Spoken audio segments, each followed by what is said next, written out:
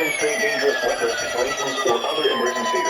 Specially built receivers are automatically activated to warn of the impending hazard. Tests of these receivers are normally conducted by the National Weather Service every Wednesday between 11 a.m. and noon. Reception of this program and the warning alarm will vary at any given location. The variability becomes more noticeable at greater distances from the transmitter.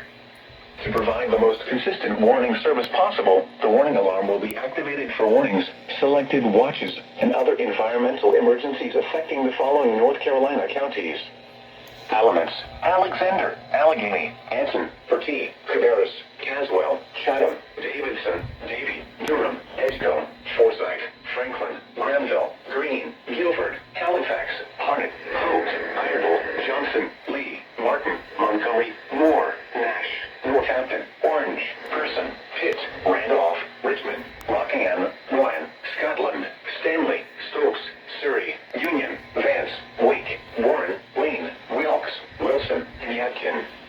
The warning alarm will also be activated for the following counties in South Carolina: Chesterfield and Marlborough, and the following counties in Virginia: Brunswick, Carroll, Floyd, Grayson, Henry, Mecklenburg, Patrick, and Pittsylvania. This includes the independent cities of Galax, Martinsville, and Danville.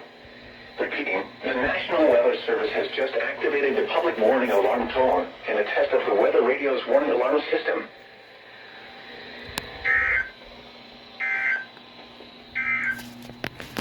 Here is the latest National Weather Service. All right, I have an announcement. Today, Sunday. Not only did one of my 100s fail to activate, both the zone guards pulled a zone guard. Partly cloudy. Lows in the mid-30s. Southwest winds. They only did NWR activation. New Year's Day, mostly sunny.